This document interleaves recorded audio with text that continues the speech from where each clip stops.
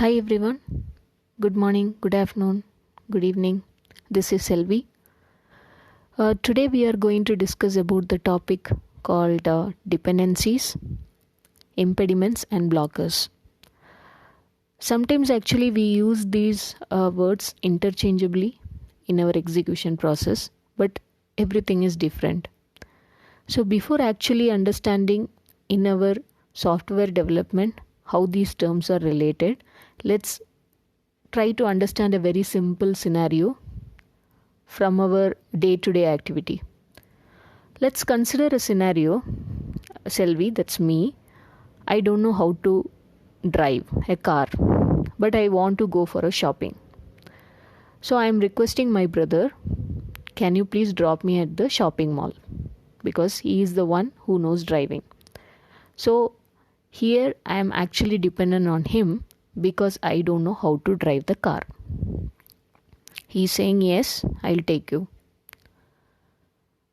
But after some time, he said that we will be going in 2 hours. That's the initial plan. But after some time, he's saying that I am kind of blocked with the meeting. I cannot take you to the shopping mall immediately. I can take you after 4 hours. So here, he is actually slowing down the process, slowing down the execution that is already planned. It is also called as impeding the process that is actually planned. I said okay because actually I don't know to drive the car, so I am dependent completely on him so that I can reach the shopping mall. But after some time, he again updated me that he is completely blocked with the work and he cannot take me today to the shopping mall. Now I am completely blocked because I don't know how to drive the car. This is how the travel of dependency to impediments and impediments to blockers happen. Now let's get back to the software development process. There is a development team. The development team is planning to build a functionality. One developer is going to start the UI development. So during the UI development, we actually refer the UI UX wireframes. So as a Scrum Master, I am just able to see that the wireframes are not available. So I am connecting to the designer who is working with our team and checking with the person when can we get the wireframes. I got the reply from the designer. I need 2 days. I'll be giving to you on Tuesday. Monday and Tuesday I will work, and Tuesday end of the day I will be able to give you the designs. I said fine. I updated the same to my developer so that the developer can concentrate on other work items relevant to that particular functionality and start the development of the UI page after we receive the UI UX wireframes. But on Tuesday morning, I heard from my designer that he actually got a priority work from other project which took his time and he is unable to complete the design of our wireframes. And he also updated that he cannot share the wireframes by Tuesday evening. And he said, I will be able to share the wireframes on Wednesday. I got this update and I shared the same to my developer. Initially, it was just a dependency for our activity. To start the development, we were actually dependent on the designs. Now, as the designer has actually extended the time, this means we are slowing down the execution here. We are impeding the execution here, which is nothing but called as the impediment. Initially, it was just a dependency. Now it became an impediment. On Wednesday morning, he sent me a message, the designer, that he is unwell and he will not be able to share the designs by Wednesday. Now we are blocked because development cannot be taken care until we have the designs available.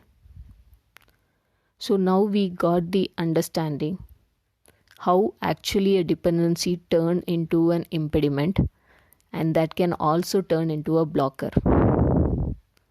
Even though the severity looks different at certain level, as a Scrum Master, as a team, we need to give equally the importance, because as we have seen, any of these status can change to any other high severity status immediately.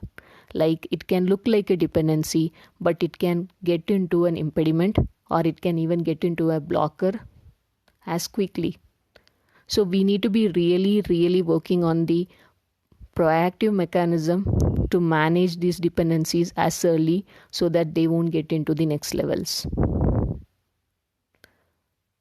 So how to handle this kind of situations? It's very simple. When we actually select the sprint backlog items, when I say selecting the sprint backlog items, it is nothing but creating a sprint backlog on the day of the sprint planning from the product backlog. We always ensure that there is something called as DOR, which is nothing but definition of ready. Definition of ready should mention a point called as there are no open dependencies on the work item, which means the dependency like unavailability of wireframes or uncertainties open questions. These all are certain dependencies. It may look very small on day one of the sprint, but as time goes, as we have seen in the example, there are chances on second day or third day the dependency can turn into an impediment, and eventually impediment can turn into a blocker.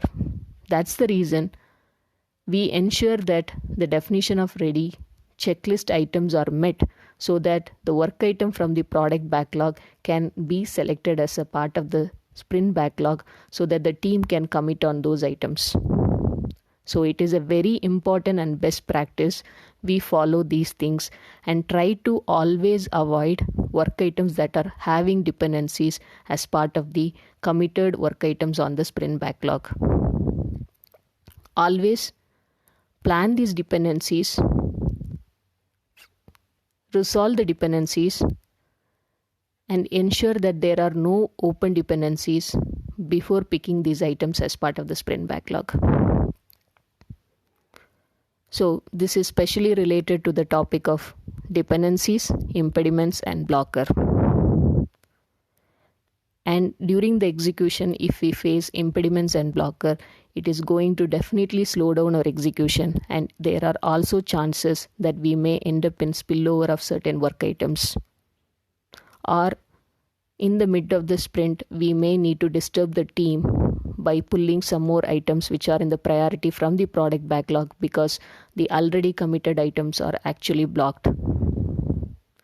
So definitely we need to ensure that we are not pulling any items to the sprint backlog which have dependencies. That's the reason we always use definition of ready checklist. So this is the topic for today, and we are going to discuss about definition of ready, sprint backlog, and how to manage dependencies in our upcoming episodes. Thanks everyone, and stay tuned.